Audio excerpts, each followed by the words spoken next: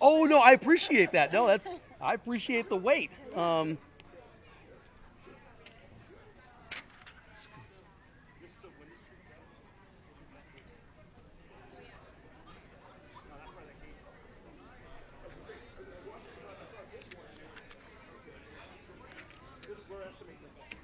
There we go.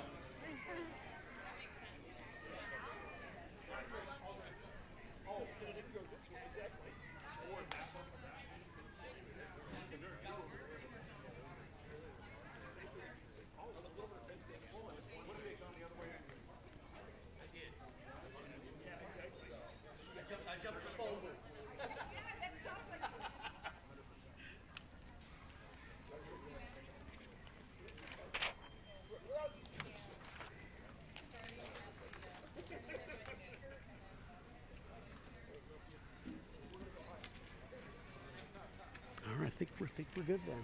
I'm your interpreter. Come on over here. Thank you. Alphabetical order of our. Ouch. So sorry. Alphabetical order of our OER. So we got No, just here to support. You want them all on one side? Yes. Okay. Because otherwise you're in the shade and it won't show up. Got it. all good. Excellent.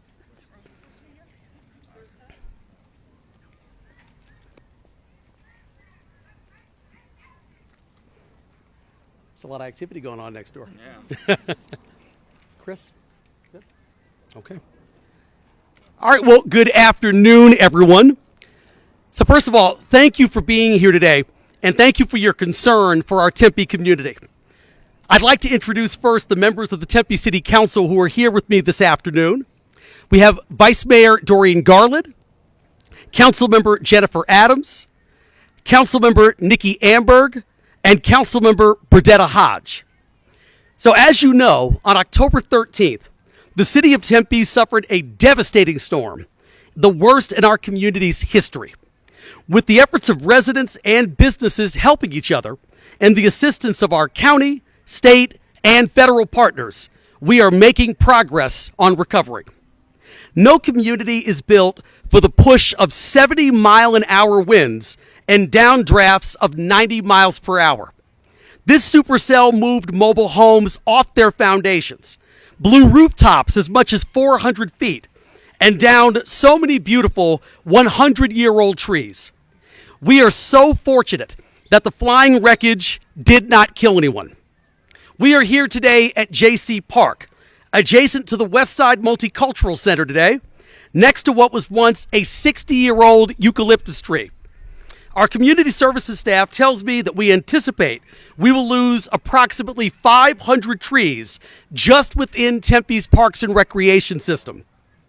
Our Tempe Police and Fire Medical Rescue were doing what they do so well, even during the height of the storm. They were responding to the calls for help from our community. Tempe Police received 369 calls in 1 hour. The average number of calls hourly for police is 44. By the end of the day, more than 1,000 calls had come in. Tempe Fire responded to 170 calls in just 3 hours. I would like to thank the crews from our surrounding cities for stepping in to help us respond to everyone as timely as possible. Our city staff are continuing to work diligently and with heart to restore our streets, our parks, and to help people with their needs. I'd like to now call out some extraordinary efforts. As of yesterday, our Public Works team members have collected more than 70 tons of damaged trees and storm debris. Our transportation crews cleared more than 200 downed trees that were blocking roadways and sidewalks to ensure that routes were safe and passable for everyone. They are restoring damaged streetlights and many downed street signs, impacted traffic signals, and flooded bus stops. As mayor, I declared an emergency for our city. The intention is to help our residents and businesses get the most assistance possible so they can recover, return home, and get back to a more normal everyday. We are working with county, state, and federal partners. Their support and guidance in this process is appreciated and very important to us. I would like to thank Maricopa County Department of Emergency Management, the American Red Cross, the State of Arizona Emergency Management, including Director Gabe Levine, the National Weather Service, and of course Congressman Greg Stanton for his personal efforts and letter of support. Each day, more and more people ask me how they can help. First of all, help each other. Continue to check on your more vulnerable neighbors. Be kind to each other as we get through this together. Next, if you have damage, fill out the damage assessment form on tempe.gov/TempeStorm. That will help us qualify for funding to help our community. If you'd like to donate food or hygiene items, Tempe Community Action Agency is accepting those. They are open extra hours this week to collect both your donations or to assist people with their needs. More than 130 people were displaced because of the storm, and some have pets that need help as well. Lost Our Home Pet Foundation is providing temporary care for pets while their people look for housing. They can also provide dog food. Tempe Community Council is accepting monetary donations of all sizes to help people recover from the storm. If you go to tempe.gov/TempeStorm, there is a link to all of these organizations, along with other ways to get help. While the storm is past, this is just the beginning of our recovery as well as our rebuilding. It may take weeks or even months to fully restore this community. Insurance companies need to work through claims, contractors are being hired, and our trees will be replanted. It's been a rough 5 days, but please be patient and know that we all share the same goal: to be safe, to return to normal, and to make our community the best it can be. And now I'd like to introduce someone who's been an incredible friend and support to people in the city of Tempe and to our entire district, Congressman Greg Stanton. Thank you, Mayor. Thank you, Mayor Woods, and to the city council leaders who are here, and the city manager and the leaders of the Tempe Fire and Tempe Police, all who did amazing work to help this community after one of, as the mayor just pointed out, the worst storm in Tempe's history. It was one hell of a storm. Tempe experienced one of the most damaging storms in its history. October 15th, a severe microburst tore through these neighborhoods right around us right now, leaving a path of destruction that has affected hundreds of families and businesses across the Tempe community. The numbers tell a sobering story. More than 550 homes and 70 businesses have reported damage. Approximately 130 of our neighbors have been displaced from their homes after apartment buildings were deemed unsafe. At the peak of the storm, over 22,000 residents lost power. Trees uprooted, power lines came down, roads were blocked, critical infrastructure was disrupted. But while the storm's damage was significant, the response from our community has been nothing short of extraordinary. So I want to again say thank you to Mayor Corey Woods, the entire Tempe City Council, for their steadfast leadership. Within hours of this disaster, they activated emergency response plans and worked around the clock to protect people's public safety. 2 days ago, the city declared a local emergency proclamation, which has expedited cleanup and repairs and mobilization of assistance from Maricopa County and the state of Arizona. And I also want to recognize the incredible work of Tempe's first responders, public works crews, utility workers, and emergency management personnel. Your swift action saved lives and prevented further damage. You've worked through long days and nights to restore power, clean debris, and ensure that Tempe's residents are safe. Tempe and our entire community, we are so fortunate to have such dedicated public servants. Now, as we move from the immediate response to recovery, as the mayor mentioned, we need every affected resident and business owner to take a critical action. Complete the damage assessment survey at tempe.gov/TempeStorm. Again, that's tempe.gov/TempeStorm. This is not just paperwork. This is how we can unlock federal resources for this community if necessary. The state of Arizona cannot request these resources from the federal government without accurate damage assessments from the ground level. Every single report that is filed matters. Every assessment you submit builds the case for federal assistance that can help this entire community recover. So if your home was damaged, whether it's a broken window, roof damage, or structural damage, report it. If your business suffered losses, whether it's damaged equipment, lost inventory, or interrupted operations, please report it. Again, tempe.gov/TempeStorm. Complete the survey. It takes just a few minutes, but it could make the difference between qualifying for needed federal assistance or not. This is a resilient community. This community faced damages or challenges before, and it has always come back stronger. But we can only do that by working together, by supporting one another, by documenting our needs accurately, and by making sure every level of government understands the full scope of what the people of Tempe are facing after this historic storm. To our residents who have been displaced or are dealing with significant damage, we will not stop working until you can recover and rebuild. Thank you to everyone who has already submitted their assessment. Thank you to the volunteers who have been helping our neighbors. Thank you again to the City of Tempe for showing once again why this community, the Tempe community, is so special. Let's keep moving forward together. Again, complete your damage assessment today, tempe.gov/TempeStorm. Thank you, and I think, Mayor, you're going to lead us in questions. Thank you, Congressman. Appreciate your support as always. We'll now take any questions if anyone has them. Yes, sir.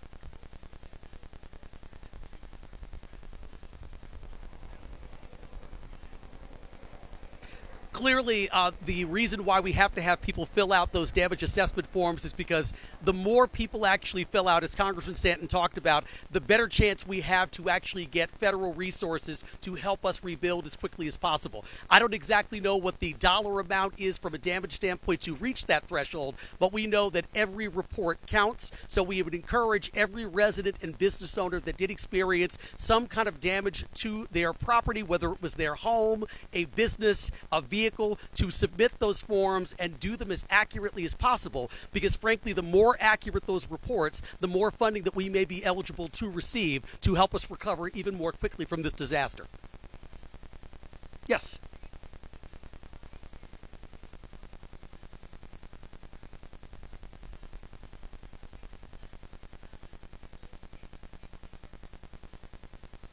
Well, it really is critically important. I mean, we as a city have some resources. Obviously, we have an incredible team that's doing a great job with the recovery and the rebuilding. And of course, as we've talked about, we've got incredible partners on the ground that have very much helped us over the last 5 days and that have been partners for a long time. But at the same time, the ability to access even more funding from the federal government means they are able to recover and rebuild that much more quickly. Our residents are very patient. They are helping one another during this very challenging time. But clearly, we all want to make sure that we can get all of the downed trees and all of the green waste and all of the debris off of roads and off of people's properties as soon as humanly possible. And the ability to have more resources from the federal government means that that job can get done even quicker and we can restore normalcy even faster.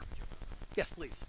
Obviously, the issue here is that the intensity of the storm was unbelievable.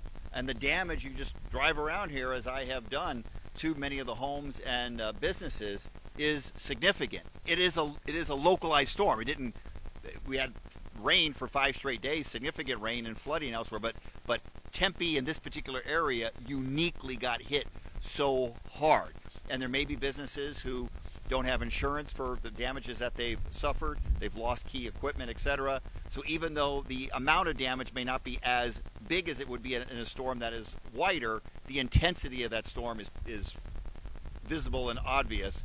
And so that's why the case needs to be made. We need to fill out these forms so we can show that the level. We want to accurately document what happened here. We're not trying to get federal dollars that may not be appropriate, but if we document everything and it rises to that level, then certainly the people of Tempe deserve federal support. Yes, Lauren.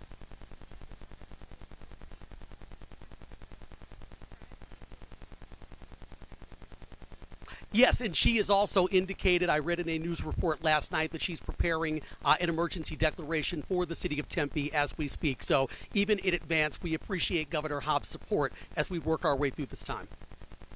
Yes.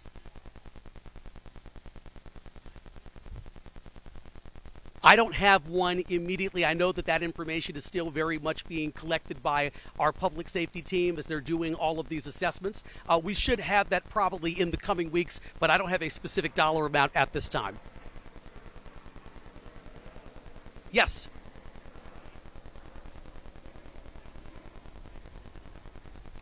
I am not sure. I know that there are more requests coming in each and every day. I don't know if we are currently keeping a running count, but I do know our first responders, along with Maricopa County and the state of Arizona, are really kind of managing the inflow of people, whether they're calling or submitting reports. I don't have an exact number at this time, but we know that there are quite a few that have already come in. And, of course, we're going to encourage everyone else who hasn't yet filled out that form, if they were affected, to make sure that they get it done as soon as humanly possible.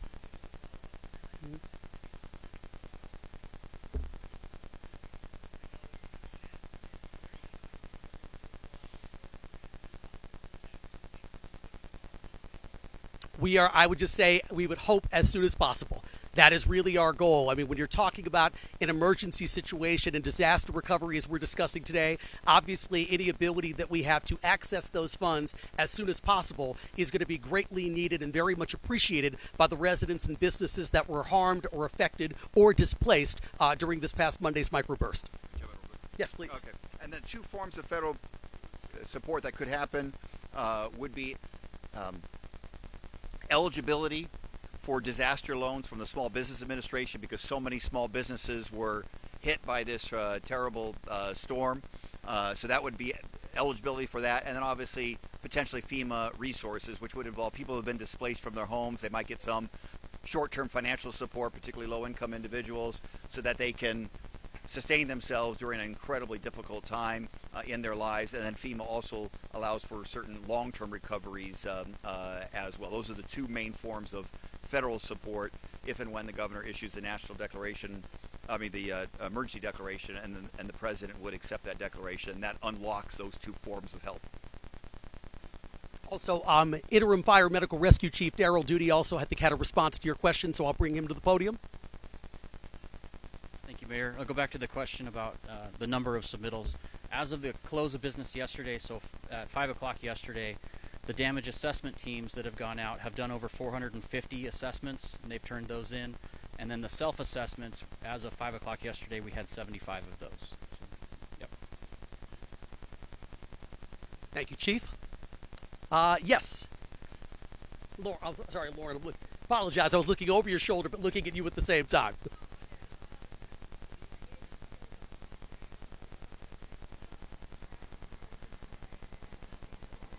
They are still functioning, but the congressman would probably be a better person to answer that question than myself. So the answer to that question is yes. FEMA is still operating, particularly for emergency situations like the people of Tempe have suffered. Now, as the New York Times reported yesterday, there's indications of delays in FEMA either issuing the president issuing disaster declarations, delay in, from what typically has happened in past emergencies, delay in getting dollars out, and I'll let other people determine themselves what the reason is for that. That's very frustrating for me, because we want to make sure that people get help right away. When a disaster has occurred, like it has happened here in this immediate area, that they get the help they need ASAP, both short-term support and the long-term support. And so there should be, if and when the governor decides to issue this declaration and the president would decide to declare it an emergency, we want to make sure people get that help right away, because people who are displaced from their homes, particularly who may not have a lot of income availability set aside, we want to get them support right away. Yes, please. Sounds good, Congressman. Yep.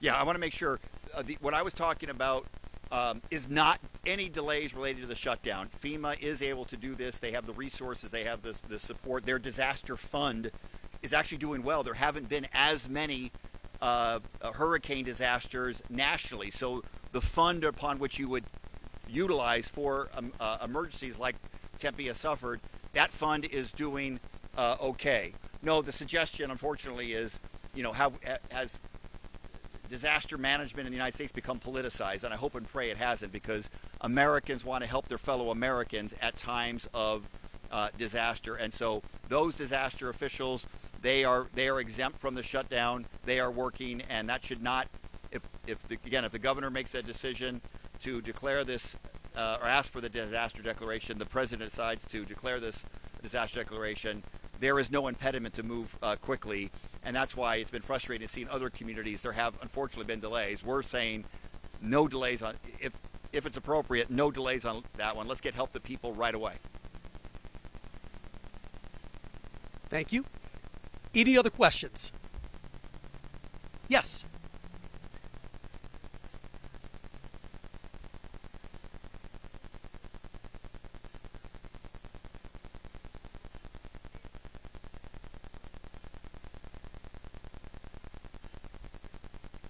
Absolutely. As soon as this microburst finished, probably within even a couple of hours, I am routinely on social media and connected to probably every single neighborhood Facebook group that exists within this community. I saw residents online immediately talking about checking on people that they thought might be vulnerable, whether they lived across the street, next door, or down the street. Immediately, people were asking, does everyone have electricity? Has a tree fallen on someone's car? They were immediately talking about, is there a chainsaw I can borrow from someone to go and cut down a tree that might be about to fall on someone's home or on someone's vehicle? If someone lost power, there were immediately people online saying, you're welcome to come to my home if you don't have the ability to have power right now, or your water's not running, or if someone needs a hot meal. People were immediately just sort of inundated with support from other members of this community who saw other residents in need and wanted to immediately step in and uplift their fellow Tempe residents. So it's just sort of been something constant that I've seen ever since this storm took place, and also the people even online and in the following days calling because they wanted to donate food products or hygiene products or just simply money to help people get back on their feet. So we have just been inundated with so many people in this community, and frankly, even people outside of the city of Tempe that have offered financial resources and other kinds of resources to make sure that residents and business owners can get back on their feet as soon as humanly possible. So I know that's one thing that the council and I completely agree on, is the huge hearts of the people of the city of Tempe have really come through during this tragedy. And so not only am I exceptionally proud of our first responders and our public works employees and all of the entities we've had a chance to work with during this recovery effort, but I'm also exceptionally proud of the residents of this city in stepping in to uplift one another in a tremendous time of need. Yes. Yes, again, sorry. I gotta stop looking like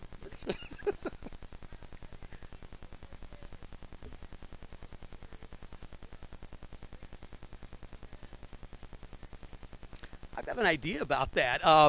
We want to. Look, the fact of the matter is there are a lot of neighborhoods, especially many of our older neighborhoods, that had very mature trees that lined the entire community and many times even the arterial and collector streets throughout the city of Tempe. As we talked about, we're concerned that we're going to lose over 500 trees just from this storm alone. So we absolutely are having conversations internally now about when it could be appropriate for us to really step in and replant a lot of those trees, because we recognize that trees provide shade, they provide oxygen, and they also provide much of the neighborhood character that a lot of our residents enjoy. So that is definitely something that we are actively talking about internally right now. Yes, sir.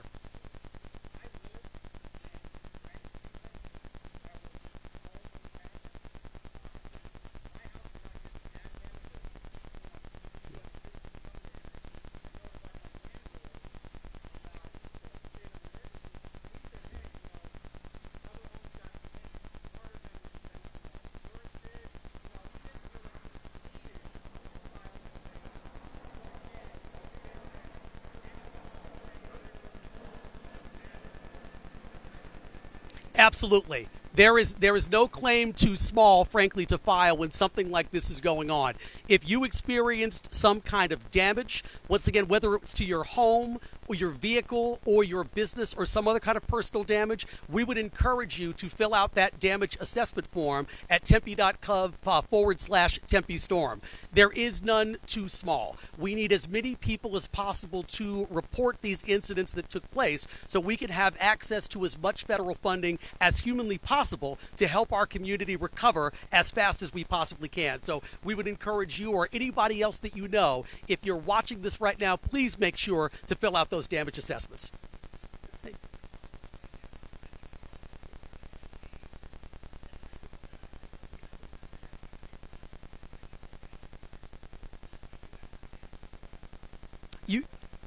You can definitely fill it out yourself, but I would also encourage you too, if you're talking to your landlord, make sure that they also fill that form out as well. I mean, once again, the more the better. But yes, if you are a renter, which I am personally, I was fortunate to be in a place that didn't incur any damage. But as a renter myself, if there had been damage, I would absolutely have filled out that form, and I would encourage anyone, whether you rent or you own, to fill out that damage assessment form. Yes, Lauren?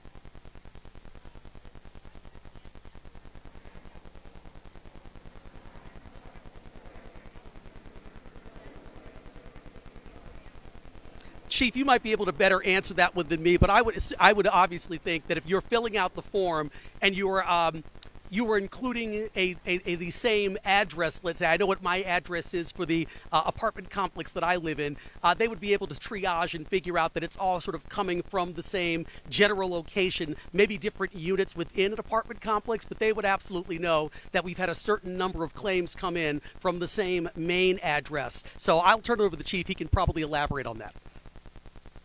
Thank you, Mayor. Yes, that's correct. So starting Monday, that's going to be one of the major tasks of the staff in the Emergency Operations Center. Is we're going to look at all the data that's come in, and we're going to reconcile that and sort of eliminate the duplicates that come in.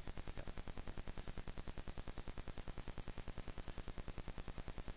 All right, I can take one more question. I think you, yes, sir.